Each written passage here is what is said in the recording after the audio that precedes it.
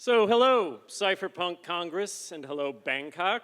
I come from Washington, D.C., one of the many front lines in our defense of privacy and speech.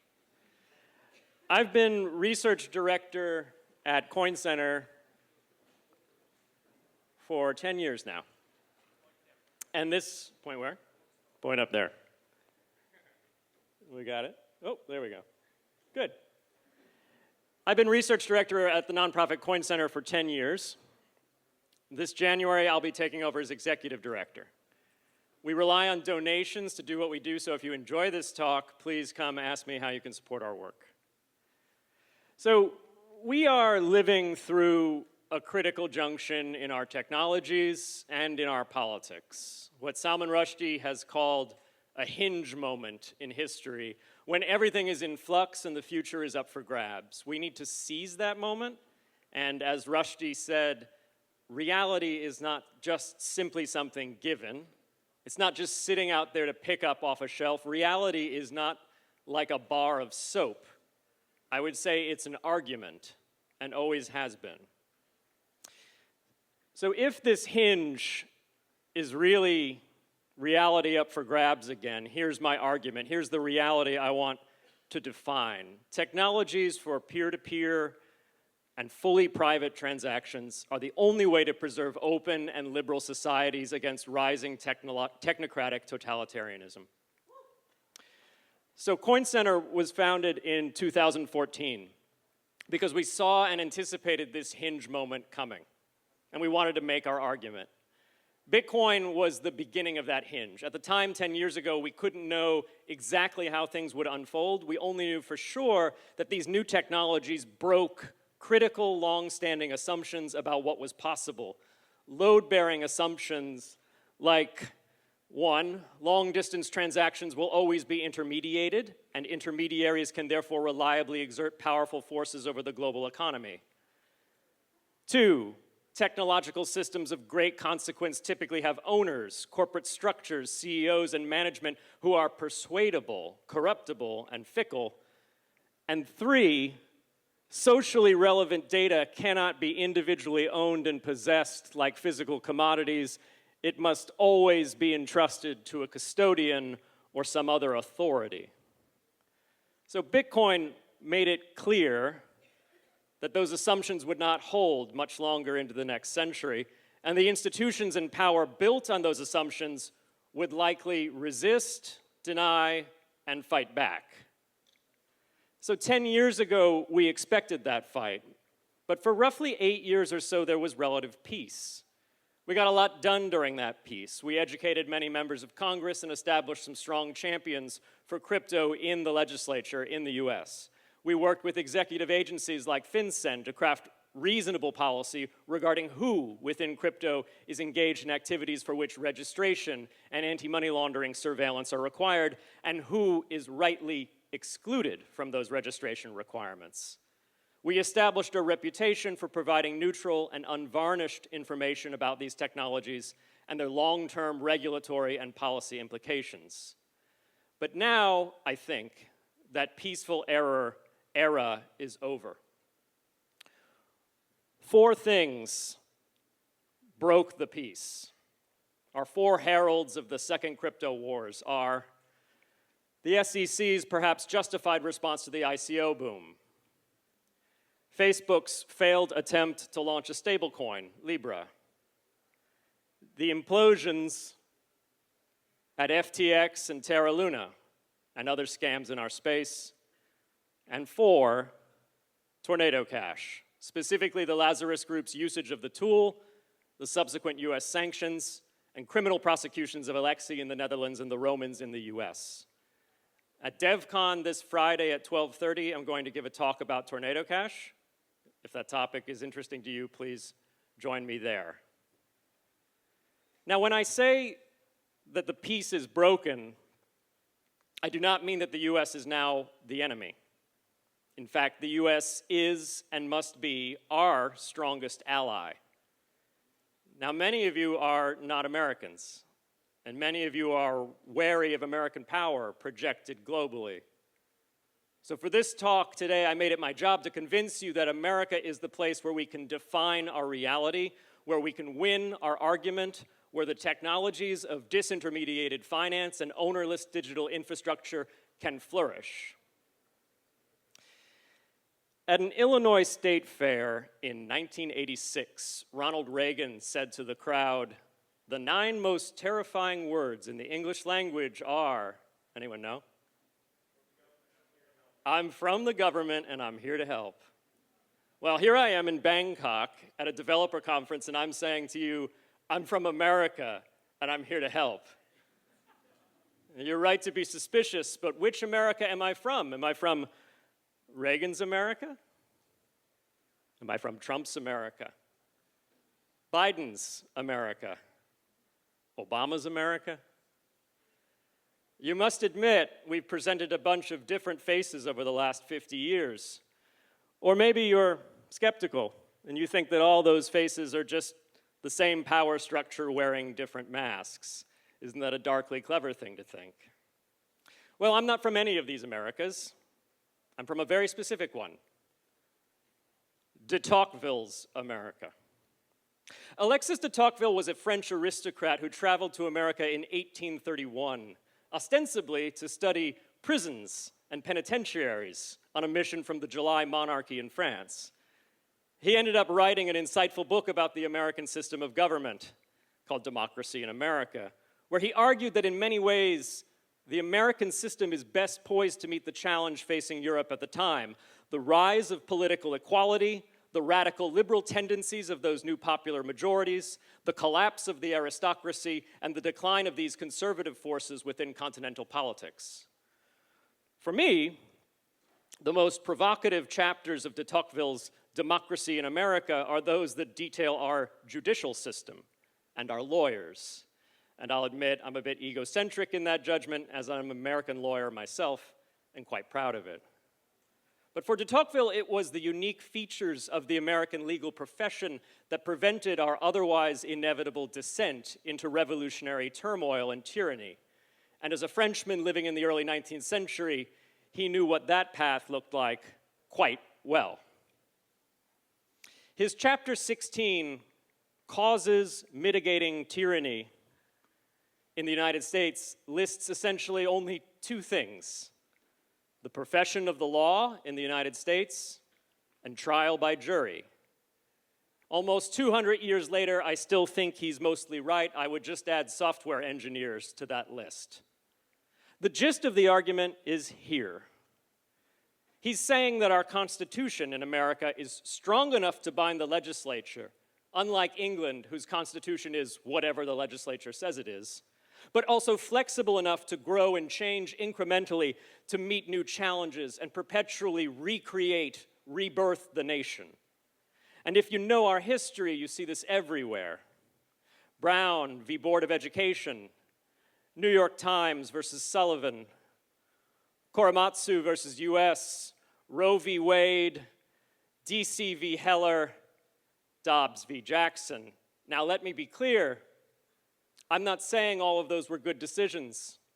At least 2 of them are internally contradictory, and a few of those, I believe, are incorrect. But the process is what matters.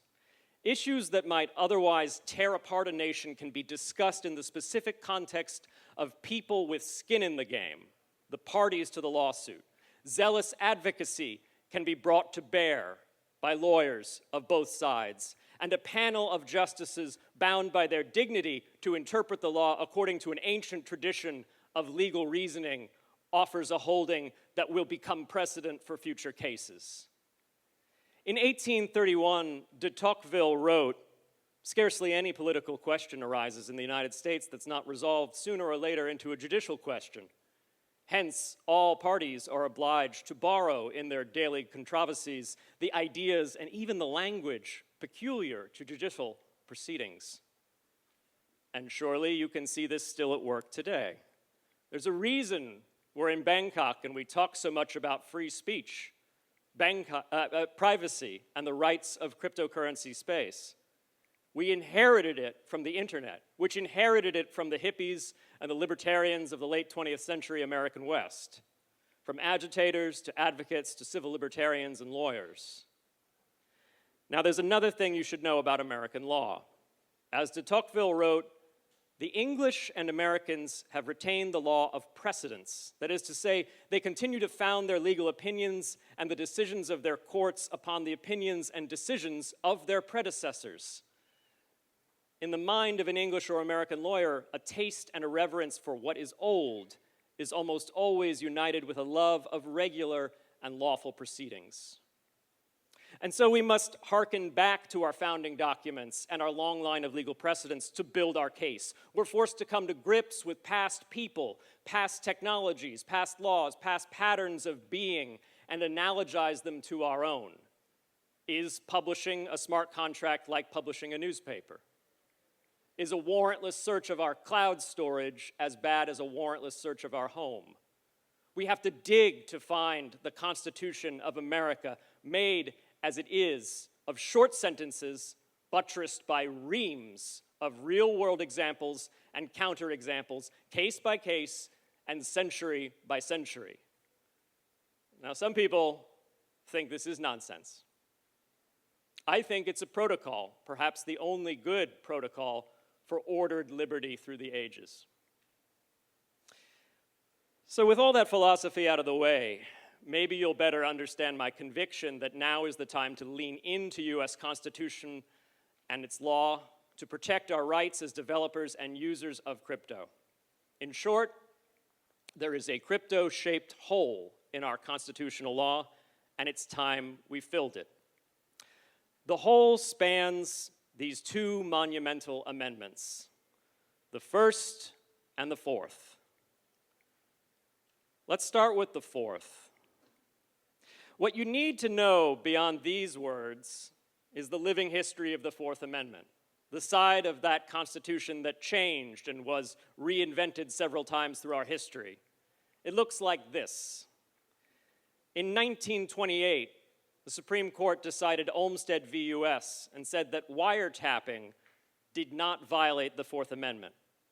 This allowed police to listen to conversations without proof of reasonable suspicion, any judicial oversight, and to use that evidence in court. Why? Because the tapped wires were not in the home or on the person of the citizen being searched. They're reading the words literally. They were on the public street. The court in 1928 felt they had appropriately construed the Fourth Amendment in the context of new technologies, but it wasn't the end of the matter. In 1967, the court overturned Olmstead in the landmark decision Katz v. U.S. The court believed that if a person had a reasonable expectation of privacy over something like an intimate phone conversation, then it didn't matter if artifacts of that private act were inside of the home or not. It got protection from warrantless search and seizure. Now, what changed, really? More people started using phones, and more important work was done over wire. And it became abundantly clear to the court that if our system of ordered liberty was to be preserved in any semblance of our founding documents, we would need to more broadly apply the text of the Fourth Amendment to things like information over a wire. But it doesn't stop there. We went backwards again. In the 1976 decision Miller v. U.S., the Supreme Court ruled that Americans have no reasonable expectation of privacy in the financial records they keep with third parties like banks.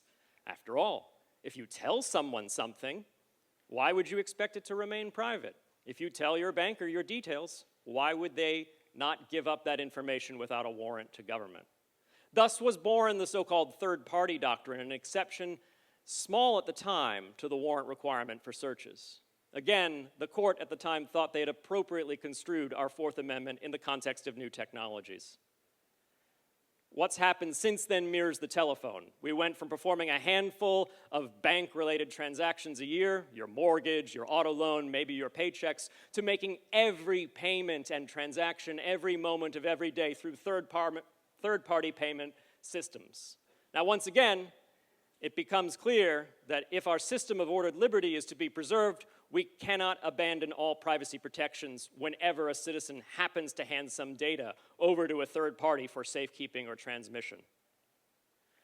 To see the ills inherent in that lawless regime, we need only look at the proliferation of private surveillance and control by banks and internet intermediaries at the benefit and behest of the state. This explains why certain elements of our government react so violently to crypto. It eliminates the hugely valuable intermediaries they've come to rely on for warrantless data collection. Or as Niraj, our comms director, eloquently tweeted, "I'm sorry, your warrantless surveillance regime was built on the assumption that people would always need intermediaries to transact." This is why I call it a crypto-shaped hole in our Constitution. Crypto didn't make the hole, the banks did, and we along with them as we decided to use credit cards and apps for everything, our privacy be damned. Crypto is poised to fix it, and in the process should help us wake up to the very strange reality we find ourselves in the 21st century, where we have effectively no privacy rights in America. Make no mistake, victory will not be easy here. There will be many who will argue that every system has a third party, and therefore every search of a technological system can be conducted without a warrant. Those same people might even try to throw people in jail for building systems without discernible third parties. They may even gain power in Congress one day and attempt to forcibly re-intermediate these systems and ban the alternatives. They are our enemy, and the courts and our Fourth Amendment are one of our best ways to defeat them. The First Amendment. There's a rising tide of free speech maximalism in the United States. This has happened largely outside of the context of crypto and software development generally. Two decisions you should know. IMS Health versus Sorrell. The Supreme Court overturned a Massachusetts law that banned pharmaceutical data brokers from buying and selling information about what drugs doctors were prescribing. Does that sound like free speech? Why did the Supreme Court do this? Because, in their words, data is speech, and speaker discriminating restraints on speech are unconstitutional, even if it's the pharmaceutical marketers that we're protecting. And in Creative LLC versus Ellenist, the court found that a law compelling a for-profit website developer to make wedding websites for gay couples was unconstitutional compelled speech.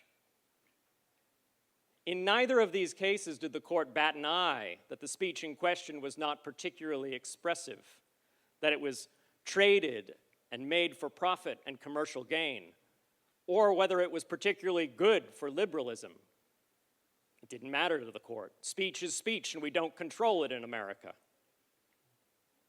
These cases stand in stark contrast to some older speech cases dealing with software, like Universal City Studios Incorporated versus Corley, where the Second Circuit Court of Appeals, unfortunately, the appeals court sitting over Roman Storm's case in the Southern District of New York, found that DVD ripping software was not protected as speech because it doesn't, quote, advance the values of the First Amendment. That case is just wrong. The founders didn't seek to protect only speech that had the right values. Quite the opposite. And the Supreme Court lately agrees. Now, what's changed? Well, we've learned since the early days of the internet that software is not just a good way for Universal Studios to sell you copies of Jurassic Park 3. It's also the way almost all critical technological systems for human flourishing are now researched, deployed, and implemented. And if America is to be a beacon for the free press, and I mean the machine, like our founders did, not the industry per se, then the best course is to protect all speech and let the chips fall where they may. And we're so close to getting that holding. Code will be speech constitutionally. We only need to fill the crypto-shaped hole in our living American Constitution. Join me and we'll do it together.